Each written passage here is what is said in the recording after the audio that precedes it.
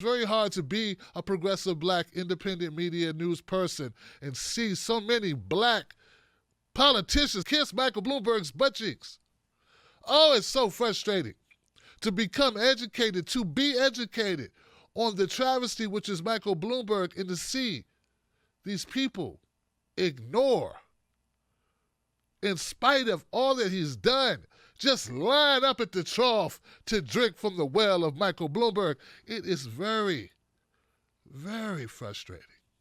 As we go for this Michael Bloomberg clips, keep in mind that this man has not denied a single thing. This is Gabe Gutierrez in Tennessee, where tonight Michael Bloomberg is making his move. I am running to defeat Donald Trump. The 77-year-old billionaire and former New York City mayor has already spent an astounding $300 million on ads to catapult his campaign in the dozen-plus states that will vote on March 3rd, Super Tuesday. What do you say to Democrats who argue that you're trying to buy this election? I'm not trying to buy the election. We've been at this for 10 weeks, and the best ways to communicate in 10 weeks is through something like mass media. But he's facing growing scrutiny over leaked audio from a 2015 speech. Put those cops where the crime is, which means in minority neighborhoods. Where he defended New York City's controversial police policy of stop and frisk, later ruled unconstitutional. And the way you get the guns out of the kids' hands is to throw them against the wall and frisk them. He's recently apologized for stop and frisk, but was asked about the audio today. It was 5 years ago, and, it's just not the way that I think. When you heard that audio of him defending stop and frisk, what went through your head? I think it was just blunt racial profiling. Bishop Kevin Adams leads a congregation in Chattanooga. But for him to apologize, I think is huge. Bloomberg's Super Tuesday Blitz continues tomorrow with 5 campaign stops in North Carolina and Texas, Lester. All right, Gabe, thank you. But I think that he apologized. That's huge.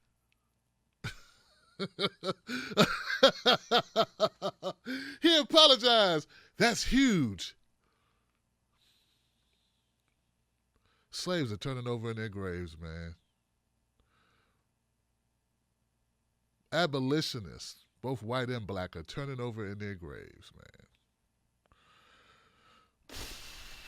People shot in the back of their head, boycotting the buses, fighting to desegregate the South.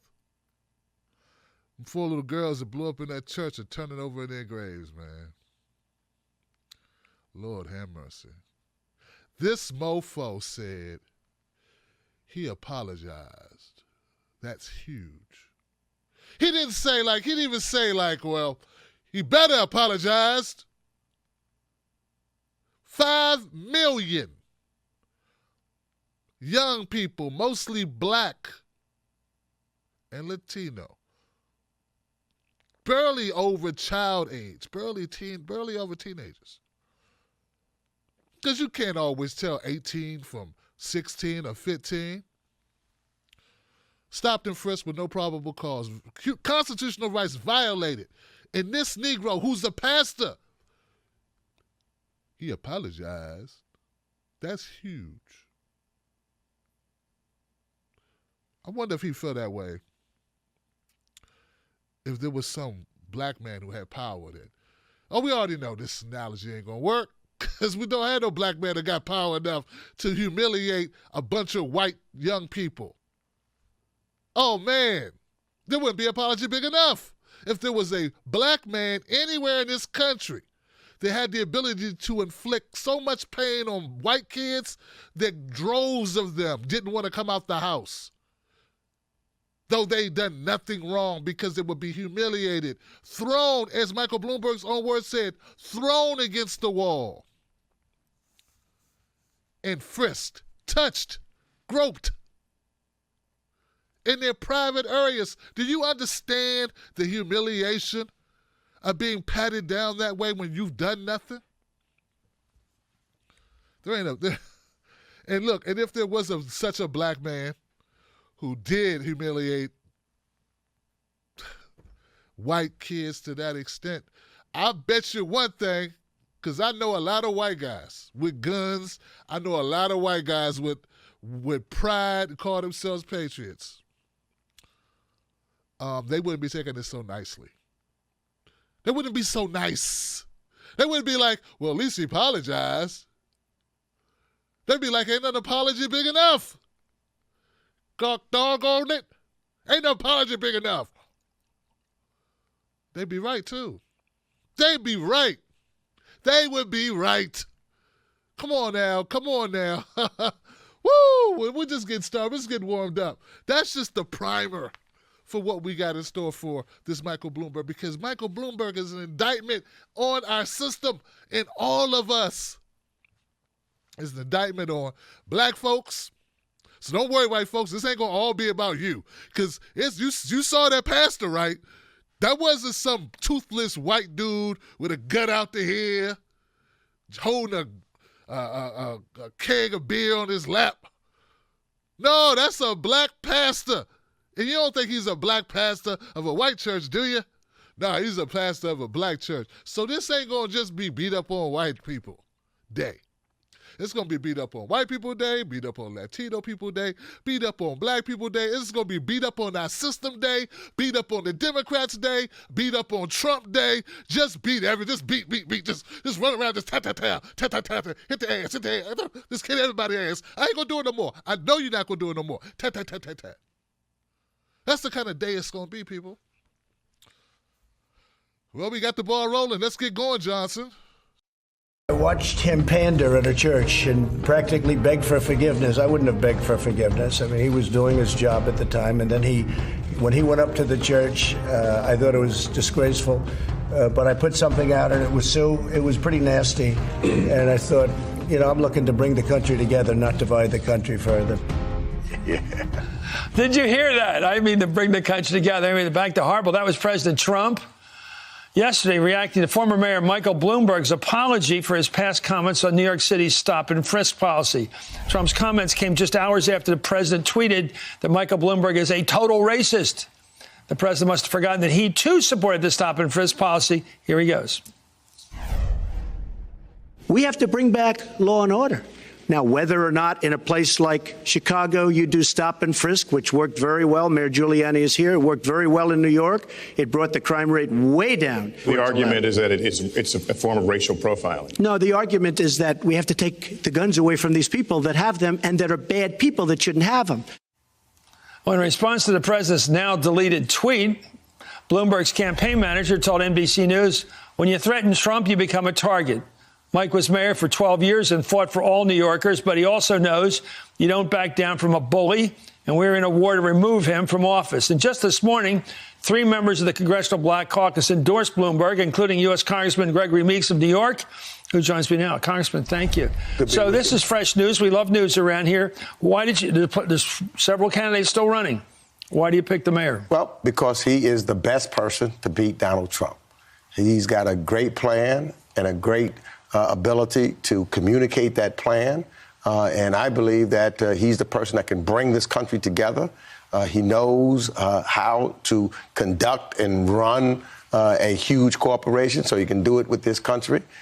He has the ability to talk about issues that are important to average, everyday Americans, because he's one that, he wasn't given his money like Donald Trump was. He earned it the old-fashioned way. Yeah. He built it so he could relate and understand as a result to open doors for others so that they have that opportunity. For me personally, you start talking about wealth creation and closing that wealth gap for African Americans. He's the one that's been talking about that. Great speech that he had in Tulsa, talking about trying to make sure that there's another million or so African Americans becoming homeowners, opening doors for business opportunities for African Americans. That is tremendously important. And he's the one candidate that has been talking about it and knows how to get it done. Congressman, can he do it? He's also the one candidate that gave to my campaign back in New York City when I was running the run. He's also the one candidate that can fund me in my upcoming candidacies. The way he's such a businessman. Because he's such a businessman. We all know we want a businessman. doing business, man. So mind your business, man.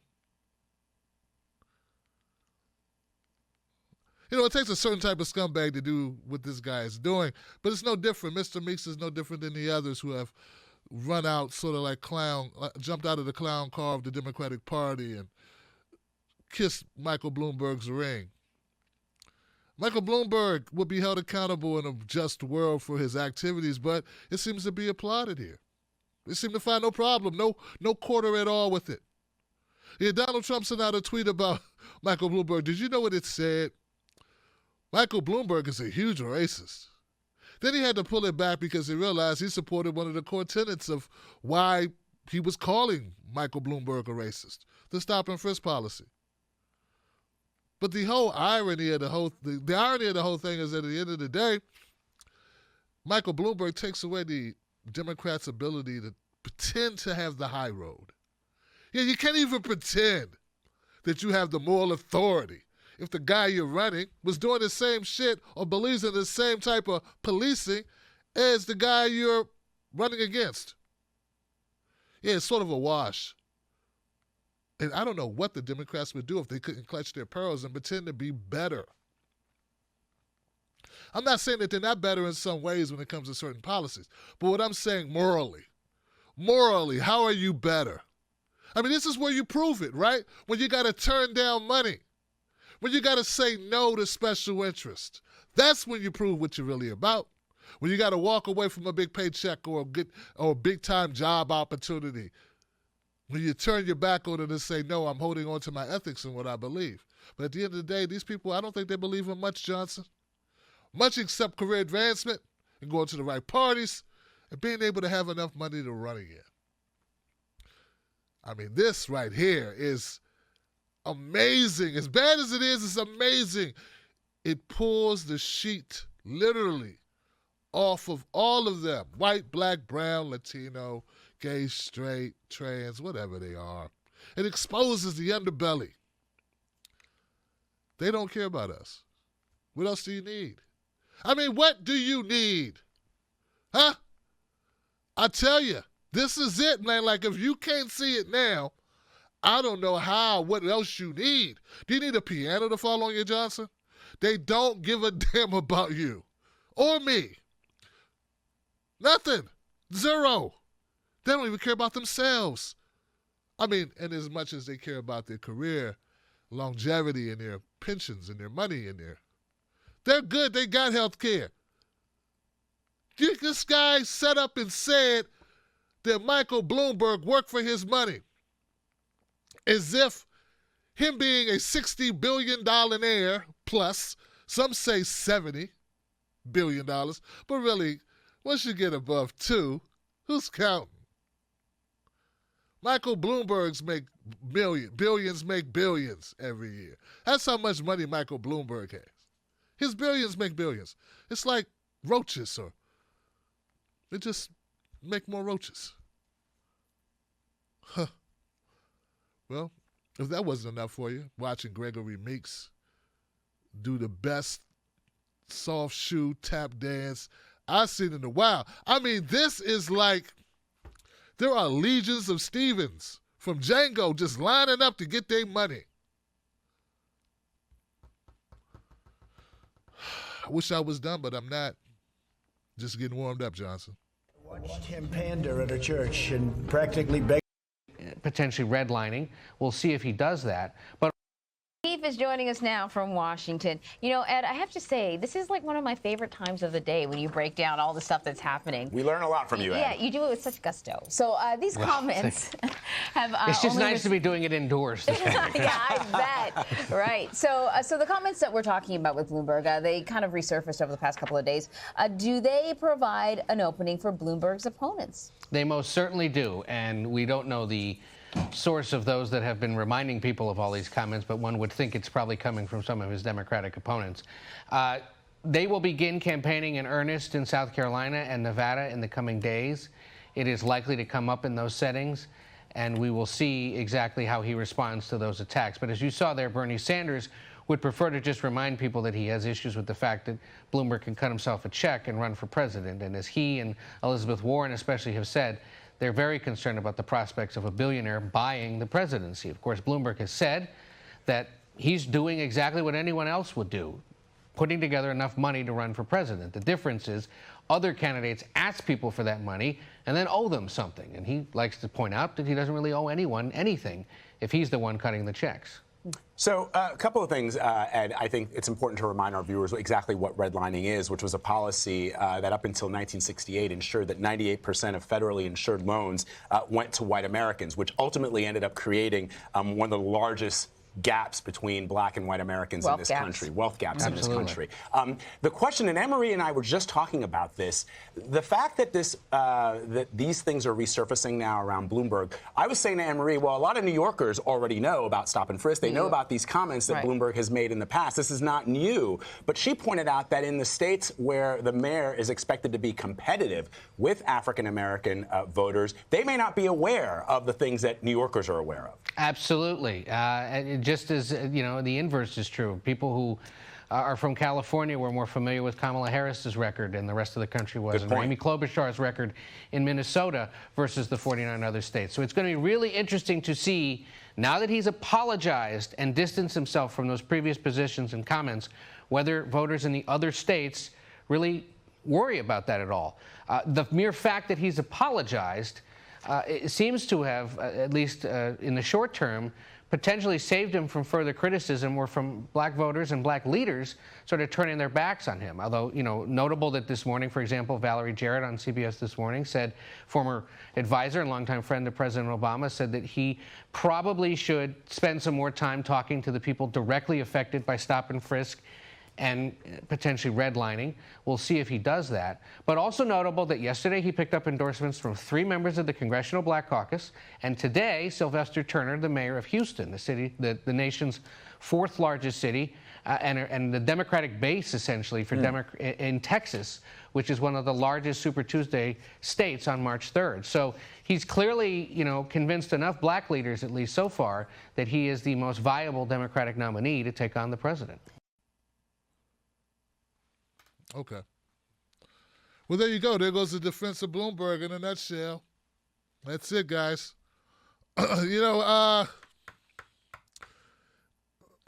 O'Keefe, he says, he started off by saying the source is unknown about the tapes or about the leak of these audios of Michael Bloomberg from statements that Michael Bloomberg admits he made. No one's doubting the authenticity of the tapes. The source doesn't matter much. What does that have to do with the accuracy of the tapes? And if anything, it exposes how CNN and MSNBC were not doing their damn job to expose the public to Michael Bloomberg's past. Because though you may know about it, I may know about it, as you just pointed out, most people didn't know about it. Well, if you must know, the source of it was Ben Dixon, an independent media podcaster. Friend of mine. That was your source. And you know what he did? Well, he got like his 30-person staff to go out and kick down doors and uncover, hidden notes and do some decryption methods and circle the globe 3 or 4 times. Nah, what he did was he did a search on YouTube. A damn search on YouTube found it. It's always been there. You just didn't care, O'Keefe. You just didn't care, Chris Matthews. None of you cared to expose Michael Bloomberg because you all want to work for Michael Bloomberg. And all of you saying nice things about Michael Bloomberg are doing it because you don't want to burn a bridge with a guy with a lot of money. It's real simple. Like Bill Duke, the actor, director, writer says, it's a pimp and hoe game. We know what side of the game you on, O'Keefe, and the whole lot of you. All of you. So, Bloomberg said the problem. Now, here's the thing. Part of this tape is kind of cut off because it's not the second. There's a second part of this expose where Bloomberg is talking about the housing crisis. Okay? And Bloomberg says the reason why we had the housing crisis back in 2007 it's because they start giving black people loans. Yeah, that's what the problem was. See, up till like 68, as O'Keefe pointed out, or whoever that guy is in CBS, redlining, which is an issue I worked on here in D.C. back in like the 90s. Because it's still, just because they outlawed doesn't mean banks stop doing it. Where they don't give black people outside a certain zip code. And since America is so segregated, if you don't give loans to people in certain zip codes, you effectively are shutting black people. You can shut black people out of the market from buying homes, is what it is. Okay? So that's what they did. And that's part of the reason why we have such a disparity between wealth in the United States, because most wealth is obtained how? Through our houses, through our mortgages. That's how most Americans build wealth that they pass down to their children. If you eliminate the ability of black people to acquire wealth or to acquire homes, thus create a savings and money and investment in their homes that they pass on to their children, you're effectively eliminating their ability to pass on wealth. And that's what's happened. So anyway, whole point is, Bloomberg said he didn't blame the banks. He didn't blame the banks who went out and, created these things called derivatives. This is the story of the largest bankruptcy in U.S. history and a chapter that changed our country. It led to an age of populism, a deep distrust of Wall Street, and a near meltdown of the global economy. Now, you don't blame the Wall Street people who took the gamble with other people's money and pensions. No, we're going to blame the investors who had no idea that this was all on an arm, that the market would readjust and people's rent would go, or mortgage, I should say, will go from, say, $1,000 to $3,000 overnight. No, see, that wasn't black people's fault. Black people don't own Wall Street. And how many of Wall Street people did they prosecute? 0. How many of these Wall Street burns? 0. How many Steve Mnuchin's? 0. But who did Bloomberg blame? Black people who got loans. Oh, that's the problem. That's who did it, not the people who created the loans, not the people who created the derivatives, but the black people who put them out. The black people who lost their homes, who have still not rebounded. This was saying it's their fault. And Mr. Greg Meeks don't care. To Mr. Meeks, it's okay. It's fine. And like to that pastor who spoke earlier, at least he apologized. Did the check clear? Yeah, it did? Okay. At least he apologized. It takes a big man to apologize. It takes a big little man to apologize. I love it when they apologize. That fixes everything. So Michael Bloomberg, New York mayor. 2 terms, brought his 3rd term. New York guy. Is there any possibility that he's in bed with or friends with the Wall Street execs who bankrupted this country? Basically almost destroyed the world's economy. Any chance that those are his friends? Like, if you're Michael Bloomberg and you're worth $60 billion, who do you kick it with? You don't kick it with Tim Black, that's for damn sure. I got a feeling he hangs out with, the execs of Goldman Sachs and Smith Barney and other names of these hedge funds or whatever. Like the show Billions. I don't know who these black leaders are. Black leaders. You're looking at a black leader, Johnson. People hired by rich white people who do dirt and take advantage of poor people, particularly poor black people. Those people that got hired, who got those jobs as gatekeepers, those people aren't leaders. They're the opposite of leaders. These people are hired help, given titles so they can run around and get laid, or so they can run around and look good at parties, so they can run around and strut and show off their blue check marks on Twitter. These people are not leaders. Let me repeat, these black people who work for white companies and CEOs of corporations that abuse, misuse, take advantage of poor people, particularly black people, who spin false narratives, who peddle this bullshit, these BS lies, these people, those people that they hire are not leaders. They are props. They are They are the instrument of those corrupt bastards who use them. Your leaders are independent people who forego the dirty money, who forego working for these scumbags just because it would be easier to speak truth to power, to fight the system alongside others who may be allies in that same pursuit.